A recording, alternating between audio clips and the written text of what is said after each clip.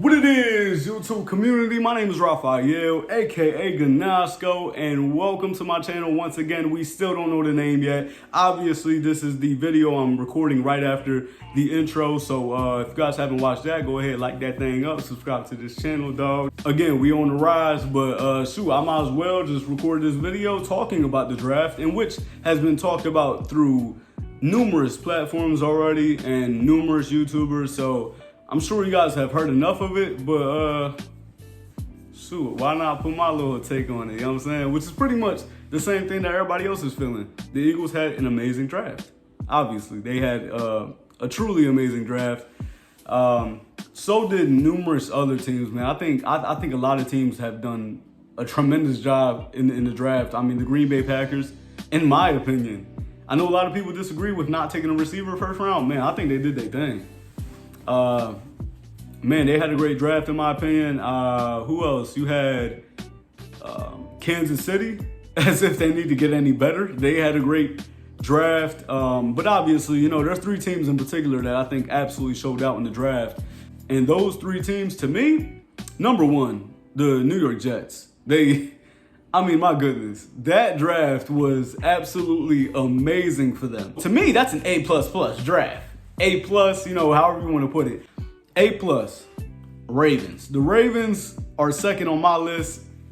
My goodness, another great organization. They remind me of the Philadelphia Eagles so much as people would like to disagree with that. Not saying that I've ever heard anybody disagree with it, but I'm already knowing there's going to be a lot of hate when it comes to Philadelphia. Those are two organizations that are very similar, and we believe in the same things, and we pride ourselves on the same things. And we're two very similar teams, run dominant, you know, things along those lines. Absolutely phenomenal job from the Baltimore Ravens. They get an A+. And then right underneath that is my Philadelphia Eagles, man. Fly, Eagles, fly, my boy. I know y'all is scared out there. You feel me? You gotta be. You gotta be. We're known to have the best offensive line in the league for years. You know what I'm saying? For years. I mean, this is undeniable. We have an amazing, stout offensive line. We always have good defensive line. Last year, you know, wasn't the greatest year, obviously. You know, you had some injuries to derail that. Fletcher Cox is getting up there in age. Derek Barnett is a flag waiting to happen. My goodness. But nonetheless, I mean, we're always really good in the trenches. We're just great in the trenches. Then you just add so much around that. With our first pick, debatable. A lot of people believe we should have went Kyle Hamilton. When we traded up, I thought that's probably the move we should have made. I completely agree with getting Jordan Davis, though. Completely. He was the number one dude on my draft board. As far as for players that I knew that the Eagles could get, you know, because of course my number one dude would have probably been like Sauce Gardner. But we all know they're going in the top 10. Dudes that I believed was going to slip to us, I had my own little list. Number one was Jordan Davis. And that's the dude we chose. I mean, absolutely phenomenal. The dude is what? 6'6", 6'7", 350 pounds. Ran a 4.7 in the combine for his 40-yard dash. What is that guy? Is he a human? I'm not sure. We don't know. I don't know what's going on there. He has a very high, extremely high ceiling. And his floor is just going to be one of the best run stoppers in the league. So you didn't make a mistake with that pick. He's going to be with us for the long run. Safeties don't last that long if you ask me. I mean, their prime years are just a good 4 or 5 years. We can have Jordan Davis for a good 10 years. Just stuffing up the middle. And probably even longer.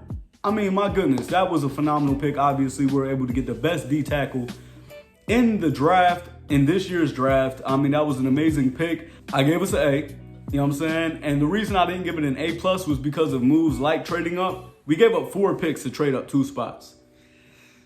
Wasn't the biggest fan of that. I mean, I figured that was a little bit too much to just move up 2 spots. That kind of sucks, but hey, you got to do what you got to do to get the guy that you want. So that was a phenomenal pick, obviously. Then we fast forward, man. Do I really got to say it? Not Antonio. Nah. We don't need any more penis candies flying around. If you know, you know. Not Hollywood Brown. We don't need all that. You know what I mean? The cousin of Mr. Antonio. Instead, we get AJ Brown.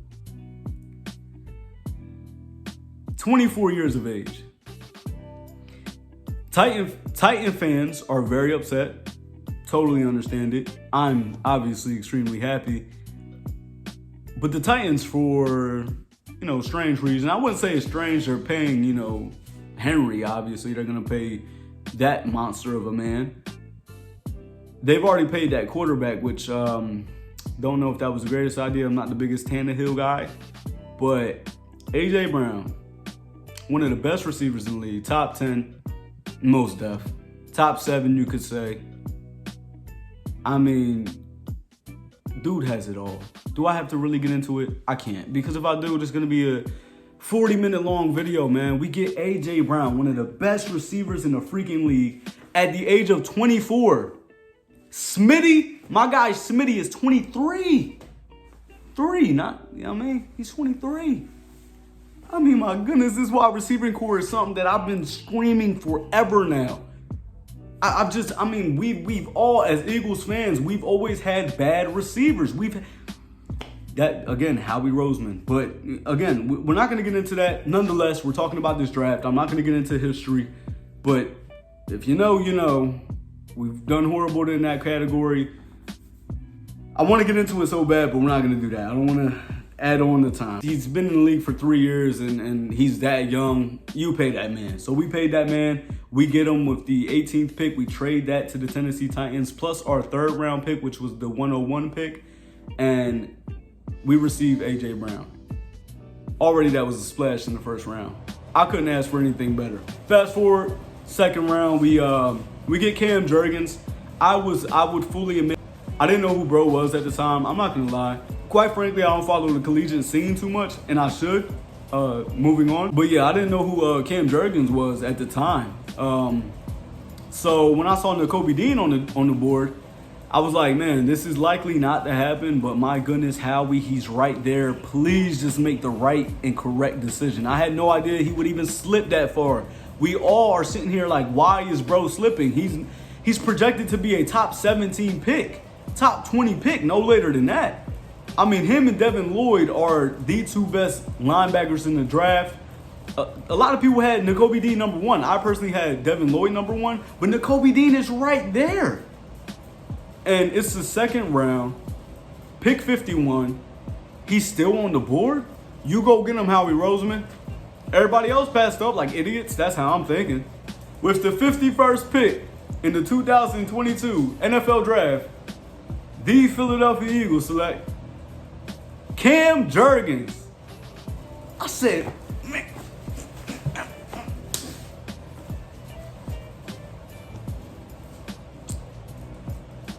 I was pissed, as you would assume. I'm like, well, we just effed it up. I called my boy. I was like, bro, this is what I'm talking about, man. Look, we killed it in the 1st round, but we came back to the same old Eagles, man. We did horrible. We passed up on Nakobe Dean. Nakobe Dean? Bro, I'm going crazy on my man. I'm like, man, F Howie Roseman. Get him out of Philly, bro. I'm going crazy. I'm just an idiot, because then you look at it and my goodness, Jason Kelce, the best center in the league. We love you, Jason. I love you, Jason. And Jason Kelce is getting ready to retire. He's been contemplating retirement for the last 2-3 seasons. So most likely he's going to be up out of here next year, unless he believes we can really get it done next year. Yeah, most likely he's done. So to get his replacement for a dude that a lot of teams in the NFL had ranked the best center in the draft, and Jason Kelce himself approved on it, phenomenal pick. I looked dude up. I watched his tape. Phenomenal pick. I'm not gonna say phenomenal. I'm not gonna lie. That's another reason why it's not an A+ draft, because we could have just gone corner right there. Right now we're in a desperate need of corner, and this is gonna be really bad for us right now, unless we can find something to really help us out in that secondary position. Nonetheless, I mean, shoot. To get Cam Jurgens, though, nonetheless, was a really good pick. Then we move on to the 3rd round. Somehow, Nakobe Dean is still sitting there. I'm sitting there like, we're not going to get him. First off, I went to sleep. I fell asleep. And I remember after the Cam Jurgens pick, I called up my other boy. His name is Maul, man. Shout out to you, bro. I called him up and I was pissed, furious. You know, I'm going off still. I'm like, yeah, Howard Roseman, he a bum, man. We gotta jump him. Let's do something. We gotta figure out where he lives. You know, man, I'm going crazy. You feel me? You know what I mean? So we chopped it up. I'm like, Kobe Dean right there. That's the dude I need. That's the dude I want. We never had good linebackers, really. I mean, of course, we can go back to the Seth Joyner days. You know, I love Jordan Hicks. I'm not gonna lie. Michael Kendricks. Nigel Bradley, but we never really had great linebackers. We never really did. It would just be absolutely insane to go ahead and get a number one linebacker like that. A dude that was projected to be the first linebacker taken off the board. And he's sitting there in the 3rd round, getting passed up by 82 other teams. How? He got passed up 82 times by teams multiple times. How does this happen? A bunch of other linebackers are going off the board. And for those of you that do know, you would know that obviously it was this rumor going around. I don't know if it's a rumor. I don't know if it's true. A lot of Philly fans, we don't know what's going on. But nonetheless, this thing was going out. He's dealing with a pec injury. My bad, I just grabbed my titty. He's dealing with a shoulder injury. He's dealing with this. He's dealing with that. He needs surgery. He's not a big linebacker. All this extra stuff. So all of that is pushing this elite talent down the board. With the 83rd pick in the NFL draft, we need to pick this guy up because everybody else is making a mistake. I did not expect it. I fall asleep that night. I wake up the next morning. Get a couple calls from my boy Maul. Get on YouTube. That's all I see. The Philadelphia Eagles select Kobe Dean. I don't need to talk about nothing else for the draft. Obviously, the steal of the draft. The Eagles absolutely couldn't. They just destroyed this draft. If we're going to be completely honest. We get Kobe Dean, the best linebacker to a lot of people. To me, the 2nd best linebacker in the draft. My goodness. I couldn't be happier. Howie Roseman, I love you. All right, let's just be honest. We love you. Man, I don't even know how to... I can go on all day, obviously. This video is just far too long already. All I do is talk. This is why this is perfect for me, though, man. All my friends is not Eagles fans. Yeah, bro, they fake out here, man. Like, how you liking somebody from Dallas? You ain't never been to Dallas. You feel me? Like, what is we talking about? You feel me? So, man, nonetheless, man, that was absolutely amazing. Then we had 2 more picks after that. We get a dude named Kyron Johnson. I love his energy. It's absolutely infectious. He could really make an impact. I think that was a really solid pick. And then we go ahead and pick Grant Calcaterra. You know what I'm saying? Tight end, really solid pick. Don't like the whole, the whole Danny Watkins situation. The fireman stuff. The Eagles absolutely made my year. They absolutely destroyed it. They destroyed this draft. It was absolutely amazing. It was insane. And then what we did in the undrafted free agents, what we did there was amazing. We get Carson Strong, a dude that was definitely supposed to get drafted. We go ahead and we pick up Mario Goodrich, a dude that, my goodness, why wasn't he drafted? I don't get it. But hopefully, I hope that man absolutely shows out. And if we don't end up getting a corner, he can step into that 2nd role. I don't really trust Zach McPherson too much, but he can step into that 2nd outside corner on the other side of Darius Slay and just make an impact and just play his role.